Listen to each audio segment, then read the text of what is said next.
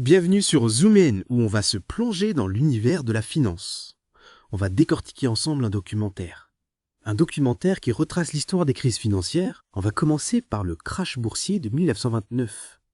Vous allez découvrir comment la dérégulation et la spéculation, ça menait à des catastrophes économiques. Ce documentaire met en lumière un aspect crucial. La finance, c'est un système qui repose sur la dette. Les banques créent de la dette, elles la font circuler, elles la placent, elles la négocient. Et comme le montre bien le documentaire, si cette spirale n'est pas contrôlée, ça peut vite déraper. Le documentaire nous plonge dans les années 20. C'est une période d'euphorie, de spéculation, à crédit. On voit comment Goldman Sachs, avec l'invention des investment trusts, a joué un rôle central dans cette spirale infernale. Mais au fait, c'est quoi exactement ces investment trusts? En gros, c'était un moyen pour les banques, d'investir dans des actions, en utilisant l'argent des déposants, mais avec un effet de levier, c'est-à-dire qu'elles empruntaient de l'argent pour investir encore plus, ce qui amplifiait les gains, mais aussi les pertes. Le documentaire compare ce système à une pyramide de Ponzi. Vous voyez, le Shuffle-Two, c'est un système où les premiers investisseurs sont payés avec l'argent des nouveaux entrants, jusqu'à ce que tout s'effondre. D'accord. Donc une sorte de château de cartes. Et c'est ce qui s'est passé en 1929. Exactement. Les cours des actions ont commencé à chuter. Les investisseurs ont paniqué. Ils ont voulu retirer leur argent, mais les banques n'avaient pas assez de liquidités. Résultat, faillite bancaire en cascade. Chômage massif. Une crise économique mondiale. Un vrai désastre. Et c'est là que le documentaire devient intéressant. On découvre la commission Pecora, chargée d'enquêter sur les causes du crash. Oui, et cette commission a mis en lumière les pratiques douteuses des banques et des spéculateurs. Suite à ça, Roosevelt a mis en place des réformes importantes, comme la séparation. La séparation des banques de dépôt et des banques d'investissement. Et la création de la SEC, c'est l'organisme de surveillance des marchés financiers. D'accord, donc on essayait de remettre un peu d'ordre dans tout ça. Absolument. Mais ce qui est étonnant, c'est que Roosevelt a nommé Joseph Kennedy, un spéculateur notoire, à la tête de la SEC. Il pensait qu'il fallait un voleur pour attraper un voleur. Une stratégie pour le moins audacieuse. Ah oui, ça c'est cocasse. Bon, après la Seconde Guerre mondiale, il a fallu reconstruire le système financier international. Et c'est là qu'interviennent les accords de Bretton Woods. En 1944, à Bretton Woods, les nations alliées se sont réunies pour créer un nouveau système monétaire international. Le dollar américain est devenu la monnaie de référence. Adossé alors, toutes les autres monnaies étaient définies par rapport au dollar. Donc, en gros, le dollar est devenu la monnaie la plus importante au monde. Mais comment fonctionnait ce système? En pratique, l'idée c'était de garantir la stabilité des échanges, grâce au dollar, adossé à l'or. Mais il y avait une règle implicite. On évitait de convertir les dollars en or. Par exemple, si un industriel espagnol vendait une machine à un acheteur américain, il était payé en dollars. Au lieu de convertir ces dollars en or, la Banque d'Espagne les échangeait contre les obligations du Trésor américain. Attendez, j'essaie de bien comprendre. Donc au lieu de récupérer de l'or, les pays prêtaient en fait de l'argent. Aux États-Unis. Exactement. On appelle ça la stérilisation des dollars. C'est un système avantageux pour les États-Unis, car ça leur permettait de financer leur économie à des taux d'intérêt très bas. L'économiste Jacques Rueff, il comparait ce système à un tailleur qui vous reprête l'argent, que vous venez les donner pour acheter un costume. Ah oui, je vois l'image. Donc en gros, on avait un système qui reposait sur la confiance, dans le dollar, mais aussi sur une certaine dose d'illusion. Mais ce système n'a pas duré éternellement. Non, en effet, la guerre du Vietnam, l'inflation aux États-Unis, la baisse de la part américaine dans la richesse mondiale. Tout ça a fragilisé le dollar. En 1971, Nixon a mis fin à la convertibilité du dollar en or. C'est la fin de Bretton Woods. Et quelles ont été les conséquences de cette décision finale? On est passé à un système de taux de change flottant, beaucoup plus instable. Cette instabilité a favorisé la spéculation. Les économistes ont même inventé l'indice Big Mac pour mesurer la parité des pouvoirs d'achat entre les monnaies. L'indice Big Mac, c'est original. Mais ça montre bien qu'on est entré dans une période d'incertitude. Oui, et cette incertitude a ouvert la voie à la dérégulation des années 80, avec des conséquences que l'on voit encore aujourd'hui. Oui, cette dérégulation a permis l'émergence du shadow banking. C'est un système financier parallèle qui échappe à tout contrôle. Ah ouais, c'est un peu effrayant, non?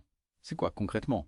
Imaginez des institutions qui ne sont pas des banques au sens traditionnel, mais qui effectuent des opérations similaires. On peut penser aux hedge funds. Ils prêtent de l'argent, investissent massivement, mais sans être soumis aux mêmes règles que les banques classiques. Le documentaire met aussi en lumière l'utilisation de produits dérivés. Ce sont des instruments financiers complexes. qui permettent de spéculer. Sur l'évolution de divers actifs, les taux d'intérêt, les matières premières. Donc en gros, c'est un système où on peut prendre des risques, Énorme. avec peu de garde-fous. Exactement. Le documentaire souligne le rôle des hedge funds. Ce sont des fonds d'investissement opaques, souvent basés dans des paradis fiscaux. Et ils spéculent sur les marchés avec un effet de levier colossal. C'est-à-dire qu'ils empruntent massivement pour multiplier les gains, mais aussi les pertes. Le documentaire mentionne que les 23 des hedge funds sont basés dans des paradis fiscaux. On comprend mieux l'opacité du système. Quel est l'impact de tout ça sur l'économie réelle? L'obsession du profit à court terme, a pris le dessus sur la stabilité et l'emploi. Les inégalités se creusent, la fracture sociale s'accentue. Et c'est dans ce contexte que la crise des subprimes a éclaté. Ah oui, la crise des subprimes, on en a tous entendu parler. Le documentaire nous montre comment le rêve américain, devenir propriétaire, s'est transformé en cauchemar pour des millions de personnes. Exactement. Aux États-Unis, on a assisté à une explosion des prêts hypothécaires, distribués à tout va, sans aucune vérification. Des capacités de remboursement.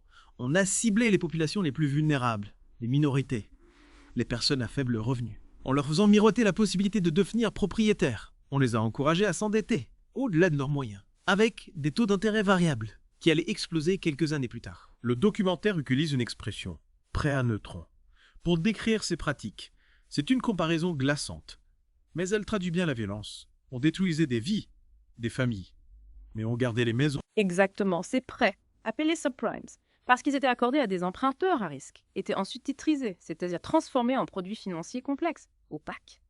Les fameux CDO. Ces CDO étaient vendus à des investisseurs du monde entier, attirés par des rendements alléchants. Le problème, c'est que ces produits cachaient des risques énormes liés à la qualité des prêts. Et les agences de notation, elles étaient censées évaluer la fiabilité de ces produits. Elles ont donné leur feu vert, non. Oui, c'est là que le bas blesse. Les agences de notation, comme Moody's, Standard & Poor's, Fitch, elles ont attribué des notes à la meilleure note, à ces CDO, alors qu'ils étaient en réalité extrêmement risqués. Elles ont contribué à la propagation du poison, les subprimes, dans le système financier mondial. On comprend mieux comment les banques européennes, attirées par les profits, ont pu investir massivement dans ces produits toxiques, sans se rendre compte du danger. C'est incroyable que personne n'ait tiré la sonnette d'alarme. Le problème, c'est que la complexité de ces produits rendait leur évaluation très difficile. Même les experts avaient du mal à comprendre les risques derrière ces CDO et autres produits dérivés. Le documentaire raconte une anecdote. La reine d'Angleterre aurait demandé à des économistes comment la crise avait pu se produire. Ils auraient été incapables de lui donner une explication claire. C'est surréaliste. Mais ça montre bien l'ampleur de l'incompréhension. On avait créé un système tellement complexe, opaque, qu'il en devenait incontrôlable. Oui, on avait créé une bombe à retardement. L'explosion de cette bombe, c'est la faillite de Lehman Brothers. En 2008, la chute de Lehman Brothers. Ça a dû être un choc pour le monde entier. Ah oui, complètement, c'était la panique. Partout, plus personne ne se faisait confiance. Plus personne ne voulait prêter. Les marchés se sont figés. On était au bord du gouffre. Et c'est là que les gouvernements, ils ont dû intervenir pour éviter le pire. Exactement. On a assisté à un sauvetage massif des banques, financé par l'argent public. Des milliards de dollars pour éviter la faillite de ces institutions. Too big to fail, on les appelait comme ça. C'est un peu paradoxal. Ceux qui ont pris des risques, on les sauve, avec l'argent de ceux qui subissent les conséquences. Le documentaire met aussi en avant la responsabilité des agences de notation. Oui, elles ont joué un rôle crucial. Dans la propagation des subprimes, elles ont donné des bonnes notes, des très bonnes notes à des produits qui étaient en réalité très risqués. Mais comment ont-elles pu se tromper à ce point-là? Il y a plusieurs facteurs. D'abord, un conflit d'intérêts.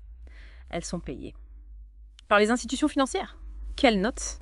Difficile d'être impartial. Et puis, il y a la complexité des produits. Même les experts, ils avaient du mal à évaluer les risques. Donc un système opaque, complexe, où la recherche du profit a pris le pas sur tout le reste. Exactement. Le documentaire dénonce ça. La finance, c'est devenu une machine folle, incontrôlable. La spéculation, la dérégulation, la cupidité, tout ça menait à la crise. On a vraiment tiré des leçons de cette crise. Bonne question. On a l'impression que le système, il apprend un peu. Mais il retombe. Souvent. Dans les mêmes travers. C'est un peu décourageant. Oui. Après chaque crise, on met en place des régulations. Mais elles sont contournées, affaiblies, abandonnées. La pression des lobbies est très forte. Face à ça, on peut espérer un changement profond du système. C'est une question que chacun doit se poser. ce documentaire. Il nous invite à réfléchir à notre rôle. En tant que citoyen, consommateur, épargnant, on a tous un rôle à jouer pour une finance plus juste, plus transparente. Oui, la finance, ce n'est pas une fin en soi. C'est un outil au service de l'économie, au service des gens, si même les experts, ils ont du mal à comprendre ce système.